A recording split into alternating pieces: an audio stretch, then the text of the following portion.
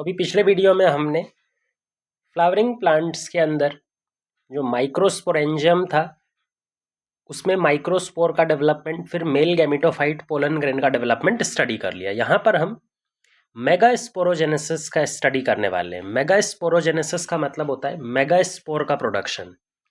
जो मेगास्पोर बनेगा वो मेगास्पोर आगे चल के जर्मिनेट होगा, डेवलप होगा और फीमेल गैमेटोफाइट का फॉर्मेशन करने वाला है। तो पहला स्टेप होगा हमें कि फीमेल स्ट्रक्चर के अंदर में किस तरह से मेगास्पोर का प्रोडक्शन होगा और उस मेगास्पोर से कैसे फीमेल गैमेटोफाइट आगे चलकर बनने वाला है। उसके लिए पहले हमें पता होना चाहिए कि भाई फ्लावर में फीमेल पार्ट किसको बोला जाता है। अगर हम फ्लावर के फीमेल पार्ट की बात करें तो फ्लावर का फीमेल पार्ट रिप्रेजेंट किया जाता है गाइनोइशियम के द्वारा। गाइनोइशियम उस गुच्छे का नाम है जो गुच्छा इंडिविजुअल पिस्टिल या फिर कार्पल से मिलकर के बना होता है। गाइनोइशियम के अंदर में बहुत सारे पिस्टिल या फिर कार्पल प्रेजेंट हो सकते हैं। अगर एक पिस्टिल के स्ट्रक्चर की बात करें तो पिस्टिल का स्ट्रक्चर हमने मॉर्फोलॉजी वाले चैप्टर में बहुत अच्छे से डिस्कस कर रखा है। सबसे बेस में एक ओवरी प्रेजेंट होती है, एक स्टॉक स्टाइल नाम का, और सबसे ऊपर एक लैंडिंग प्लेटफॉर्म होता है। पोलन ग्रेन्स के लिए लैंडिंग प्लेटफॉर्म स्टिग्मा प्रेजेंट होता है। ये तीन स्ट्रक्चर मिलके एक पिस्टिल या फिर कार्पल बनाते हैं। अब फ्लावर के अंदर में एक पिस्टिल या एक कार्पल प्रेजेंट है या एक से ज़्यादा कार्पल्स प्रेजेंट है, उसके बेसिस पे हम गाइनोइशियम को दो कंडीशन में डिवाइड करते हैं based on number of pistil. Monocarpellary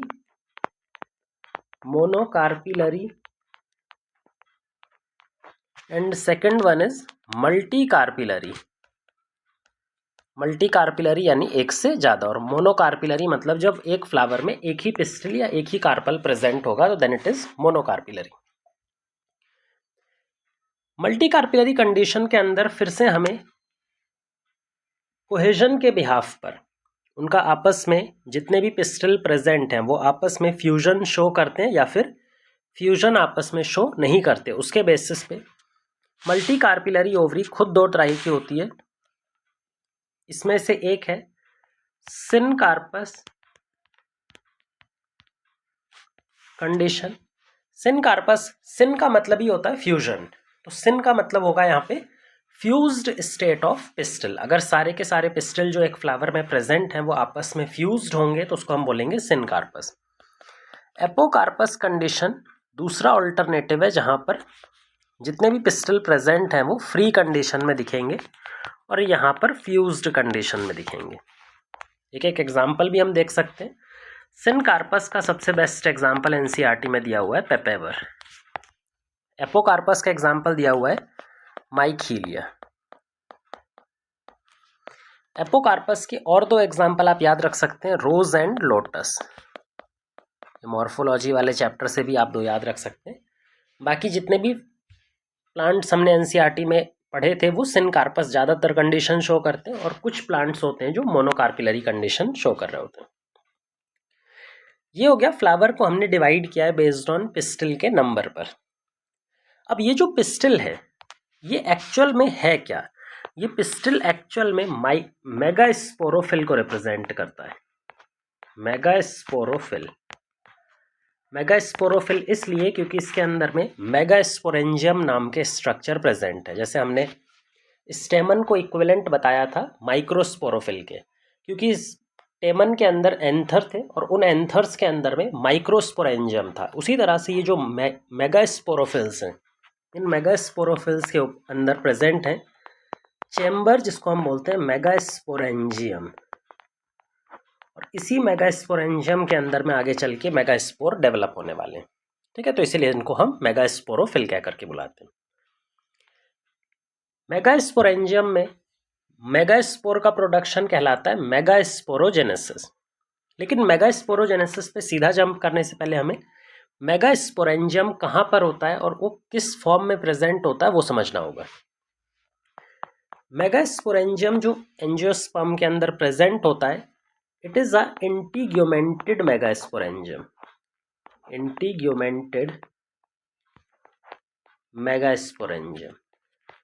इंटीग्यूमेंटेड का मतलब होता है जिसके ऊपर में प्रोटेक्टिव कवरिंग या फिर इंटीग्यूमेंट्स प्रेजेंट होते हैं। और ऐसा मेगास्पोरेंजियम जिसके ऊपर में प्रोटेक्टिव कवरिंग या फिर इंटीग्यूमेंट्स प्रेजेंट है, उसी को हम बुलाते हैं ओव्यूल। तो एक्चुअल में जो हम ओव्यूल टर्म यूज़ करते हैं एंजियोस्पर्म प्लांट फ्लावर में, प्लांट्स में, उसका मतलब है उनका मेगास्पोरेंजियम। अब ये मेगास्पोरेंजियम या ओव्यूल जो हैं वो आगे चल करके सीड का फॉर्मेशन करते हैं। ये भी हमने एनाटॉमी में डिस्कस कर लिया था। जब आफ्टर फर्टिलाइजेशन ओव्यूल हमारे मैच्योर होते हैं और बनाते हैं क्या, सीड का फॉर्मेशन करते हैं। ये ओव्यूल कहाँ पर लगे होते हैं? ये ओव्यूल्स लगे होते हैं ओवरी की कैविटी में। अगर हम यहाँ पे एक ओवरी की कैविटी बना दें, ये बना दें, तो जो ओवरी वॉल के अंदर में, ये तो वॉल है ओवरी की, और बीच में जो ये खाली जगह प्रेजेंट है, this is called as ovary का लॉक्यूल या फिर ओवरी का कैविटी। इसी कैविटी के अंदर में एक टिश्यू प्रेजेंट होता है प्लेसेंटा, और उस प्लेसेंटा से जुड़े हुए रहते हैं ओव्यूल। यहाँ से हम इसको जोड़ देते हैं ओव्यूल। तो ये जो हमने नीले कलर से बनाया दिस इज ओव्यूल। और ओव्यूल एक्चुअल में कुछ नहीं होता, मेगास्पोरेंजियम का ही दूसरा नाम है ओव्यूल। सिर्फ इतना होता है कि इस मेगास्पोरेंजियम पर इंटीग्यूमेंट्स या फिर कवरिंग्स प्रेजेंट होती हैं। वो भी टोटल 2 कवरिंग्स प्रेजेंट होती हैं, एक आउटर इंटीग्यूमेंट और एक इनर इंटीग्यूमेंट। अब इस ओव्यूल के स्ट्रक्चर को समझते हैं। एक बार इस ओव्यूल के स्ट्रक्चर को बाहर यहाँ पर बनाते हैं। ओव्यूल के स्ट्रक्चर में 3 इंपॉर्टेंट पार्ट होते हैं। सबसे पहले बीच में एक पैरेनकाइमेटस लिविंग टिश्यू प्रेजेंट होता है जिसका नाम है न्यूसेलस। ओव्यूल के बीच में एक पैरेनकाइमेटस लिविंग टिश्यू प्रेजेंट होता है जिसको बोलते हैं न्यूसेलस। इस न्यूसेलस के आगे इसको कवर करके रखते हैं 2 कवरिंग, ये पहली कवरिंग और ये दूसरी कवरिंग। इधर भी ये पहली कवरिंग और ये दूसरी कवरिंग। ये जो 2 कवरिंग्स हैं दीज आर कॉल्ड इंटीग्यूमेंट्स। इन्हीं को हम क्या बुलाते हैं? 2 इंटीग्यूमेंट्स। तो इसको भी लेबल कर देते हैं 2 इंटीग्यूमेंट्स।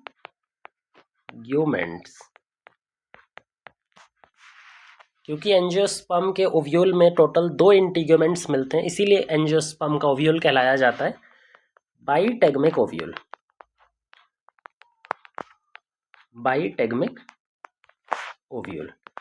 जब हम जिम्नोस्पर्म पढ़ रहे थे तो आपको याद होगा जिम्नोस्पर्म के पास भी मेगास्पोरेंजियम की फॉर्म में ओव्यूल प्रेजेंट था, पर वहां पर ओव्यूल के आसपास सिर्फ एक सिंगल कवरिंग थी, यूनिटेगमिक ओव्यूल या सिंगल इंटीग्यूमेंट प्रेजेंट था। लेकिन यहाँ पर 2 इंटीग्यूमेंट्स होते हैं। ये उसका स्टॉक है जिसको हम फ्यूनाइकल बोलते हैं। जो इसका स्टॉक है दिस इज कॉल्ड फ्यूनाइकल। इसी फ्यूनाइकल की मदद से वो ओवरी की वॉल या फिर प्लेसेंटा से जुड़ता है।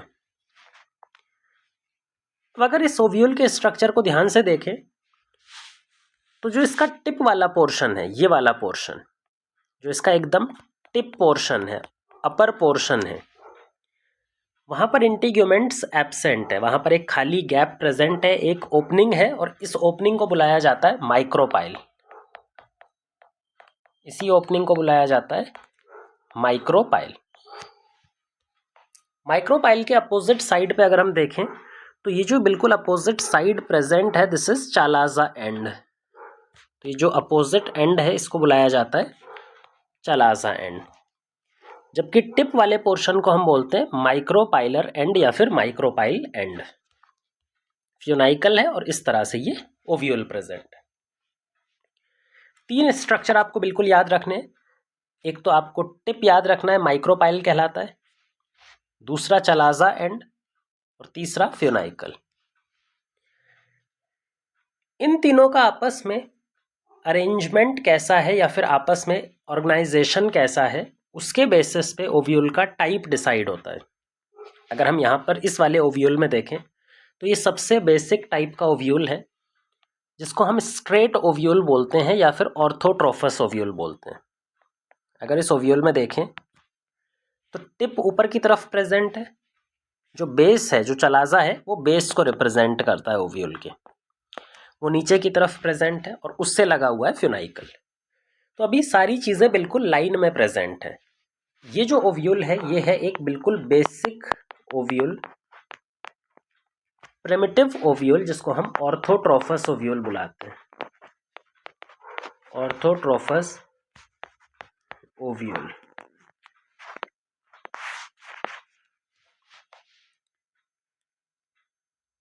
ये ओव्यूल आज के टाइम पर एंजियोस्पर्म में ज़्यादा प्रोमिनेंटली नहीं पाया जाता। एंजियोस्पर्म में आज के टाइम पे एक दूसरे टाइप का ओव्यूल होता है जिसमें अरेंजमेंट डिफरेंट पाया जाता है, वो कॉमनली देखने को मिलता है, जिसका नाम है एनाट्रोपस ओव्यूल। सो एक बार हम इसका एनाट्रोपस ओव्यूल डेवलप करते हैं। एनाट्रोपस ओव्यूल में क्या होता है, बीच में न्यूसेलस, दो कवरिंग्स,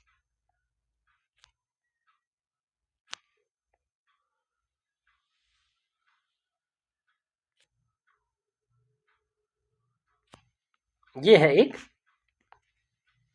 इन्वर्टेड ओव्यूल या फिर एनाट्रोपस ओव्यूल, जिसमें ये फ्यूनाइकल, जो बेस था, जो बेसल पार्ट होता है ओव्यूल का, चलाजा पार्ट, वो आप ध्यान से देखो तो अब की बार वो ऊपर चला गया है, और जो टिप पोर्शन था, माइक्रोपाइल पार्ट, वो नीचे आ गया है। फ्यूनाइकल ओव्यूल के साथ में एक रीजन में कनेक्ट होता है, और जहाँ पे ये कनेक्ट होता है इसको बोलते हैं, इस रीजन को हाइलम। ये एक ऐसा रीजन है जहाँ पर फ्यूनाइकल आकर ओव्यूल से डायरेक्टली अटैच होता है, ज्वाइन करता है। अगर आप इस ओव्यूल को देखें, ऑर्थोट्रोफस ओव्यूल, और उसके बाद में ये दूसरा वाला ओव्यूल देखें, तो क्या आपको ऐसा नहीं दिख रहा कि ये जो ओव्यूल है ये 180 डिग्री रोटेट हो चुका है, वो बिल्कुल उल्टा हो गया है, इन्वर्ट हो गया है। ऐसा ओव्यूल जो कि इन्वर्टेड हो गया है, इन्वर्टेड होने का मतलब है इसका फ्यूनाइकल इसके माइक्रोपाइल के पास आ गया। यहाँ पर फ्यूनाइकल तो चलाजा के पास था, लेकिन इन्वर्ट होने की वजह से जो फ्यूनाइकल है वो माइक्रोपाइल के पास आ गया। तो ऐसे इन्वर्टेड ओव्यूल को बुलाया जाता है एनाट्रोपस ओव्यूल। एनाट्रोपस ओव्यूल, ये जो एनाट्रोपस ओव्यूल है आज के टाइम पर एंजियोस्पर्म का सबसे कैरेक्टरिस्टिक या सबसे कॉमन टाइप का जो ओव्यूल एंजियोस्पर्म प्लांट्स में पाया जाता है, उसके फीमेल पार्ट में पाया जाता है, वो ये वाला ओव्यूल है। सो हम भी बहुत सारी चीज़ें जो डिस्कस करने वाले हैं वो इसी ओव्यूल के रिस्पेक्ट में करेंगे। ये तो बात हो गई ओव्यूल के स्ट्रक्चर की। अब हम बात करते हैं ओव्यूल के नंबर की। एक ओवरी में कितने ओव्यूल पाए जाते हैं, अगर हम नंबर की बात करें तो ओव्यूल का नंबर एक भी हो सकता है और मल्टीपल मैनी भी हो सकता है। कैसे डिसाइड करेंगे?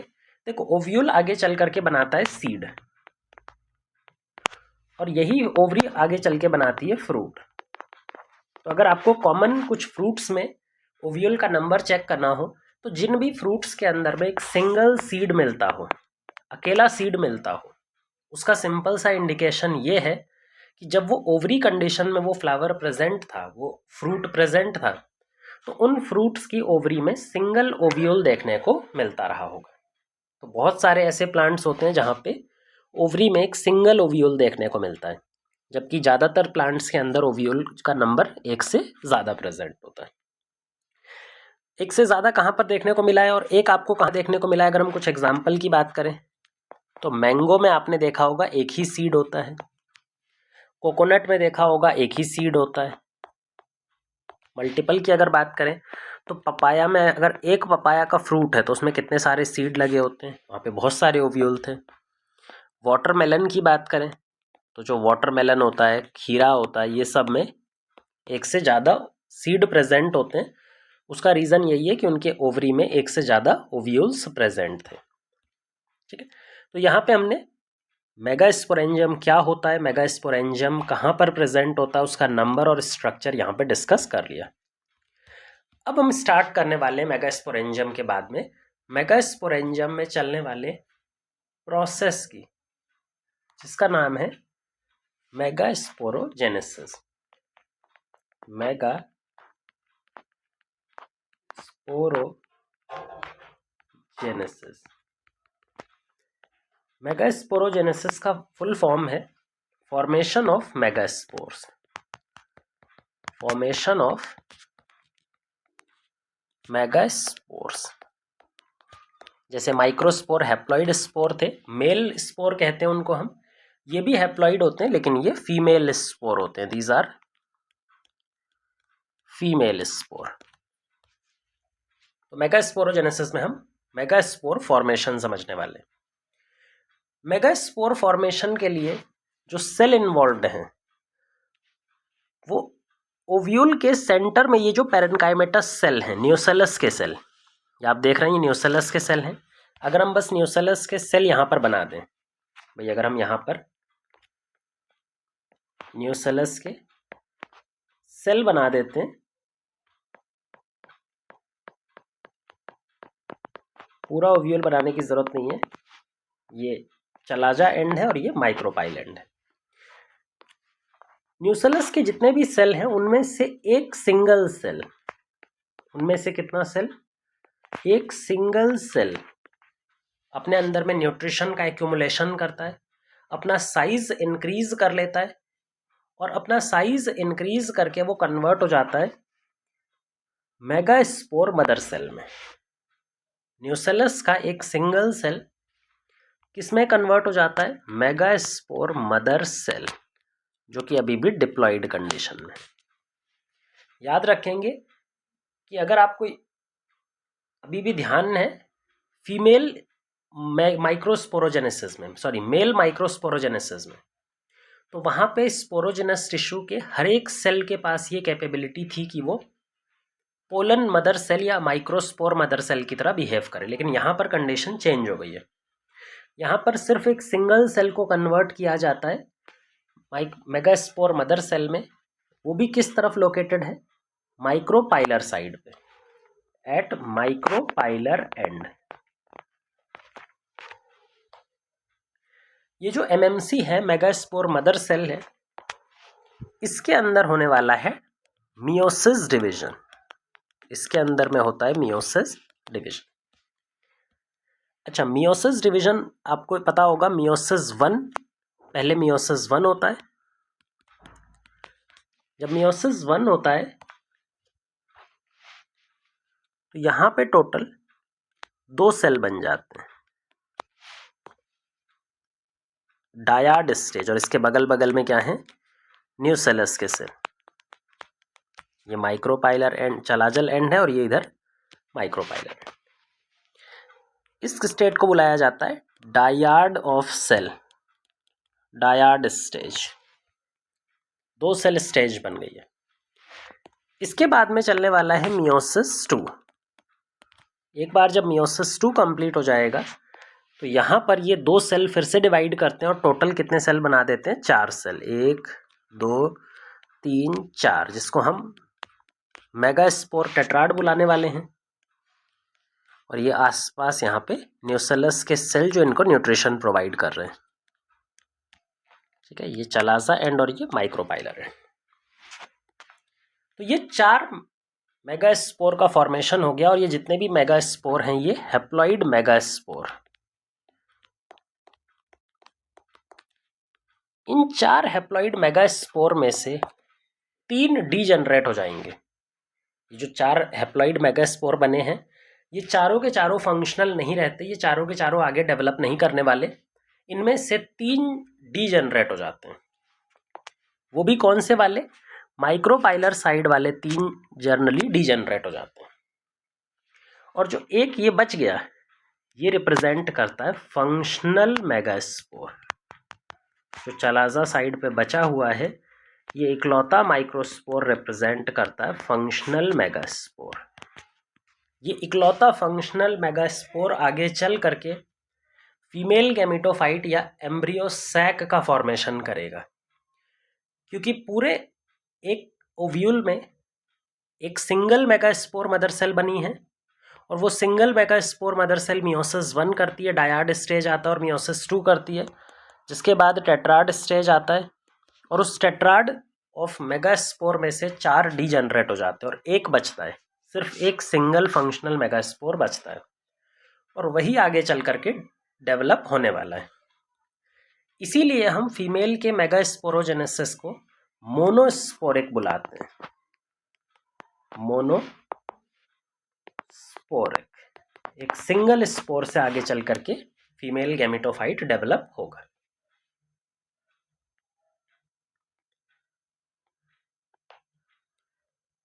यहाँ पर एक न्यूमेरिकल के लिए एक डाटा मैं लिखवा देता हूँ, जिसका न्यूमेरिकल मैं बाद में कराऊंगा, लेकिन यहाँ पे न्यूमेरिकल हमें लिखना है। एक सिंगल मेगास्पोर मदर सेल से जो कि डिप्लॉयड है, टोटल फंक्शनल मेगास्पोर कितने बनते हैं? अगर हम टोटल फंक्शनल मेगास्पोर की बात करें जो कि हैप्लॉइड स्टेज में है, तो 4 स्टार्टिंग में बनते हैं, लेकिन 3 डीजनरेट होकर के एक ही बचता है। ठीक है, तो हर एक मेगास्पोर को बनाने के लिए हमें एक मियोसिस डिवीजन करना पड़ेगा। ये न्यूमेरिकल क्वेश्चंस में काफ़ी यूज़ होने वाला है, तो इसीलिए अभी हम इस डेटा को बाद में यूज़ भी करने वाले हैं। तो यहाँ पे हमने मेगास्पोर फॉर्मेशन समझ लिया। अब जो ये एक मेगास्पोर बचा है, 4 में से एक फंक्शनल मेगास्पोर बचा है, ये आगे चल करके फीमेल गैमेटोफाइट या फिर एम्ब्रियो सैक का फॉर्मेशन करेगा। इसी स्टेप को हम बुलाते हैं मेगा गैमेटोजेनेसिस। मेगा गैमेटोजेनेसिस में जो फंक्शनल मेगास्पोर है, वो किस में कन्वर्ट होने वाला है? वो कन्वर्ट होने वाला है एम्ब्रियो सैक में। एम्ब्रियो सैक होता है फीमेल गैमेटोफाइट। अब ये कैसे होगा वो समझना है हमें। हमारे पास में एक फंक्शनल मेगास्पोर है और ये फंक्शनल मेगास्पोर यूनिन्यूक्लिएट कंडीशन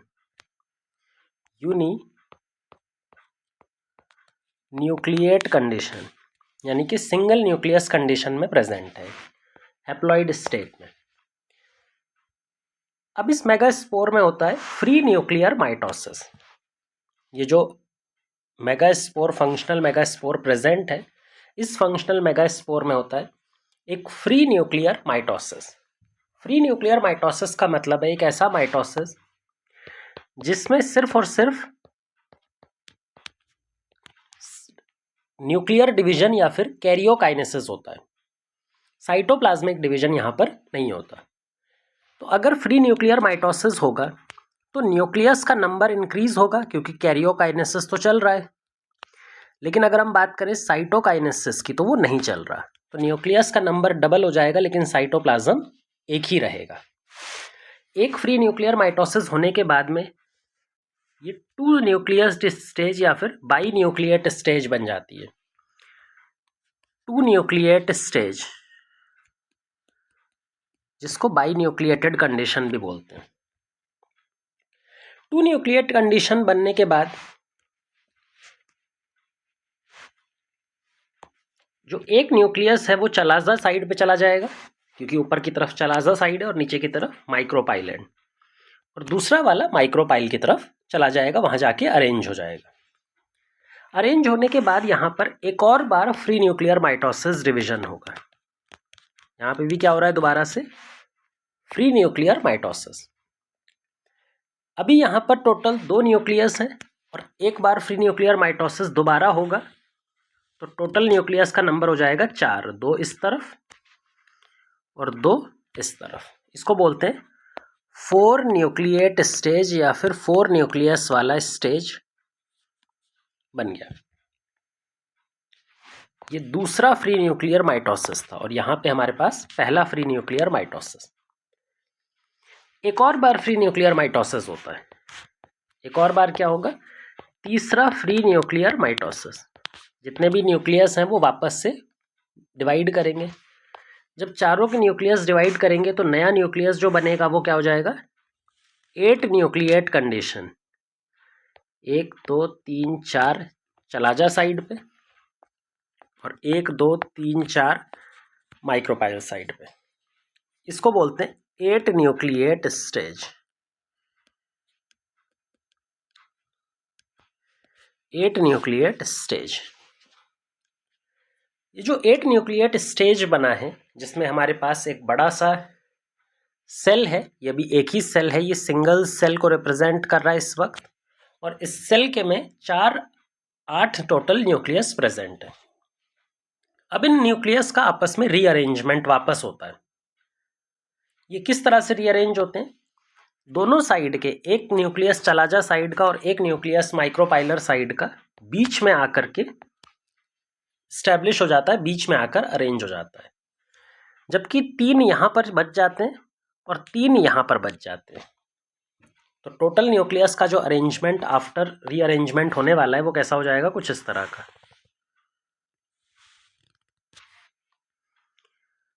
3 यहां पे सेल अरेंज हो गए, 3 सेल यहां पे न्यूक्लियस, सॉरी अभी हम इसको सेल नहीं बोलेंगे, न्यूक्लियस, और 2 न्यूक्लियस यहां पे अरेंज हो गए। ठीक है, तो टोटल 8 न्यूक्लिएट स्टेज अब की बार किस तरह से अरेंज हो गए, चलाजा साइड पे, माइक्रोपाइलर साइड पे 3 + 2 + 3, इस तरह से ये अरेंज हो गए। अब इन सेल, ये जो न्यूक्लियस है, अभी ये फ्री न्यूक्लियस है, इनके ऊपर में सेल वॉल का फॉर्मेशन स्टार्ट हो जाएगा। अब इनके ऊपर में क्या स्टार्ट हो जाएगा, सेल वॉल फॉर्मेशन, जिसमें से इन 8 में से 6 के ऊपर सेल वॉल डेवलप करेगी। 3 इधर वाले सेल वॉल से कवर हो जाएंगे, 3 इधर वाले सेल से कवर हो जाएंगे, लेकिन ये जो बीच वाले हैं ये सेल वॉल से कवर नहीं होंगे। ये रिप्रेजेंट करेंगे पोलर न्यूक्लियाई, ये रिप्रेजेंट करते हैं पोलर न्यूक्लियाई, जो N+N, 2 हैप्लॉइड न्यूक्लियस प्रेजेंट है और वो N+N स्टेज को रिप्रेजेंट कर रहे हैं। अब क्योंकि इनके ऊपर सेल वॉल डेवलप हो गई तो 3 सेल चलाजा एंड पे प्रेजेंट हैं, जिसको हम बोलते हैं antipodal cells. These are antipodal cells. जो 3 सेल यहां पर अरेंज हैं, ये 3 सेल जो माइक्रोपाइलर साइड पे अरेंज है, इनको बुलाया जाता है egg apparatus. Egg apparatus, egg apparatus के बारे में हम और डिटेल में स्टडी करेंगे अभी, जब इसका और डिटेल स्ट्रक्चर समझने वाले हैं। और ये जो बड़ा वाला सेल है, जो सबसे भी बड़ा वाला, ये वाला सेल, जो ये बचा हुआ सेल है, ये बड़ा वाला, इसको बोलते हैं सेंट्रल सेल। इसको बुलाया जाता है सेंट्रल सेल। अब ध्यान से समझना कि जब एक बार ये पूरा अरेंजमेंट हो गया, सेल वॉल बन गई, तो टोटल सेल कितने बन गए यहाँ पर, जो टोटल सेल बन गए 1 2 3 एंटीपोडल, 4 5 6 और 1 सेंट्रल सेल, मतलब ये 7 सेल स्टेज है। लेकिन अगर न्यूक्लियस की बात करें तो न्यूक्लियस यहाँ पे 2 फ्री न्यूक्लियस हैं, तो टोटल न्यूक्लियस 8 न्यूक्लियस कंडीशन। ये जो स्टेज बनी है इसी को बोलते हैं embryo sac, mature female gametophyte, mature female gametophyte. इस तरह से हमारे पास आफ्टर मियोसिस हुआ, एक बार मियोसिस हुआ था जिससे ये माइक्रोस्पोर मेगास्पोर बना था, फिर 3 फ्री न्यूक्लियर माइटोसिस हुए। 3 न्यूक्लियर माइटोसिस के बाद रीअरेंजमेंट हुआ न्यूक्लियस का, उनके ऊपर सेल वॉल डेवलप हुई, 8 में से 6 के ऊपर सेल वॉल डेवलप हुई, और जिसकी वजह से 7 सेल और 8 न्यूक्लिएट कंडीशन डेवलप हो गई। मैच्योर फीमेल गैमेटोफाइट कंप्लीट हमारा प्रिपेयर हो गया। इसका एक प्रॉपर डायग्राम अगर हम बनाएंगे, तो प्रॉपर डायग्राम यहां पर हम बना लेते हैं ओव्यूल के साथ। भाई अभी तक हमने ओव्यूल को हटा दिया था साइड से, अब हम इसमें ओव्यूल भी कवर कर लेते हैं।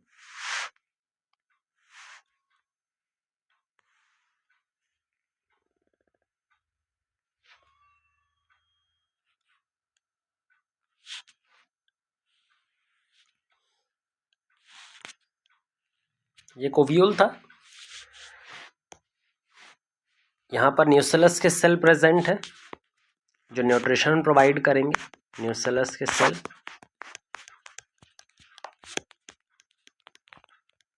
और बीच में बन गया है embryo sac, female gametophyte, embryo sac. Embryo sac में जो ऊपर वाला एंड है चलाजा एंड, और इधर है माइक्रोपाइलर एंड। 3 सेल यहाँ पर अरेंज्ड है, एंटीपोडल सेल्स 3। यहाँ पर एग एपरेटस है जिसके बारे में बात करनी है, और ये पोलर न्यूक्लियाई।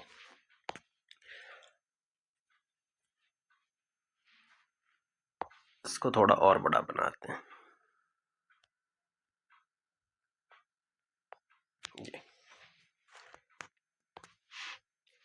अगर इस एग एपरेटस की बात करें, जो 3 सेल स्ट्रक्चर है एग एपरेटस, इस एग एपरेटस में एक प्रेजेंट होता है एग सेल, जो कि लार्जेस्ट सेल है इस एग एपरेटस का। ये जो बीच में प्रेजेंट है बड़ा सा cell, it is egg cell. और एक एग सेल के बगल बगल में 2 सिनर्जिड सेल प्रेजेंट हैं, 2 सिनर्जिड्स, हेल्पर सेल। ये सिनर्जिड्स छोटे साइज के होते हैं और एग्स कंपैरेटिवली बड़े साइज का होता है। एग एपरेटस में सबसे बड़े साइज का एग ही होता है। सिनर्जिड्स का काम होता है एग को न्यूट्रिशन प्रोवाइड करना, और न्यूट्रिशन के अलावा जब पोलन ट्यूब आएगी, जब पोलन ग्रेन आकर के पॉलिनेशन हो जाएगा और पोलन ट्यूब की एंट्री होती है, तो सिनर्जिड्स का काम होता है पोलन ट्यूब को गाइड करना, केमिकल सिग्नल दे करके पोलन ट्यूब को गाइड करना, अपनी तरफ अट्रैक्ट करना। इसके लिए इनके पास कुछ फिंगर लाइक प्रोजेक्शन होते हैं। यहाँ पर माइक्रोपाइलर साइड पे कुछ इस तरह के फिंगर लाइक प्रोजेक्शंस होते हैं, जिसको बुलाया जाता है फिलीफॉर्म एपरेटस। तो सिनर्जिड्स के पास में कुछ फिंगर लाइक प्रोजेक्शंस, जिसको फिलीफॉर्म एपरेटस कहकर बुलाया जाता है। फिलीफॉर्म एपरेटस के थ्रू ही पोलन ट्यूब यहाँ पर एंटर करने वाली है। जब पॉलिनेशन फर्टिलाइजेशन पढ़ेंगे तो वहाँ पे क्लियर हो जाएगा। तो ये हो गया कि कैसे mega gametogenesis, mega sporogenesis complete होता है। ठीक, अब न्यूमेरिकल्स की बात करते हैं। जैसे हमने मेगा माइक्रोस्पोरोजेनेसिस पोलन ग्रेन के बनाने के बाद में न्यूमेरिकल स्टडी किए थे, तो यहाँ से किस तरह के न्यूमेरिकल बनते हैं वो समझना है हमें। न्यूसेलस के सेल थे, ओव्यूल के अंदर न्यूसेलस के कुछ सेल थे। न्यूसेलस के सेल में से सिर्फ एक सिंगल सेल, एक सेल जो होता है वो अपने आप को मेगास्पोर मदर सेल की फॉर्म में मॉडिफाई कर लेता है, और megaspore mother cell diploid nature की होती है। इस मेगास्पोर मदर सेल में होता है मियोसिस एक बार। मियोसिस की वजह से टोटल 4 स्पोर बनते हैं, ये चालाजा एंड और ये माइक्रोपाइलर एंड।